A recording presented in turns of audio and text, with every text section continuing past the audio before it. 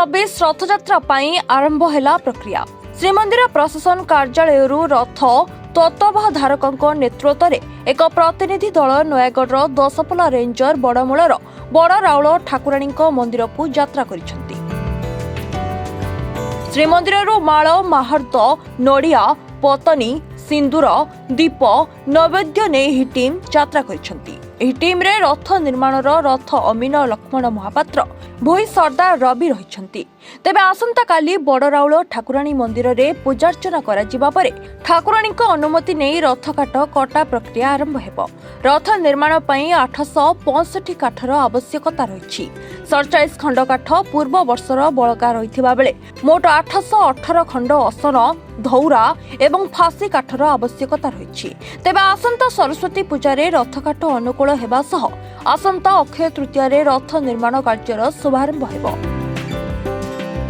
बड़मूल ठाकुराणी ग्रस्त बाहरचु काली आम पूजा अर्चना हाँपाई आम जीव नयागढ़ आज रही काली बड़मूल ठाकुराणी पाक जाई पूजा अर्चना कर माल माहार्द पतनी माँ जाऊँगी से पूजा अर्चना करी गोटे काठ आम चिन्हट करूँ बाजार जीवे जंगल पशि सब काठ काटिक आमको देखले आ मझी गोटे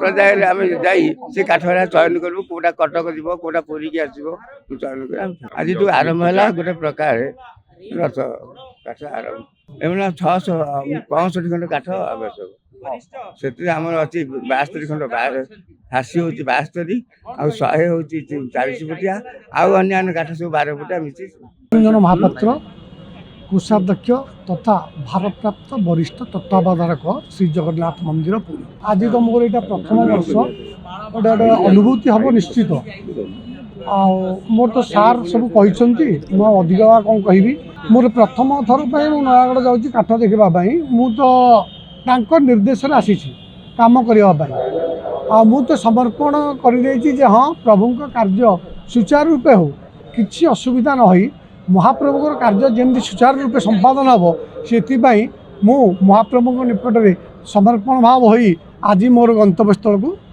यात्रा करुछि। Puri Sanjay Mahapatra report reporters today.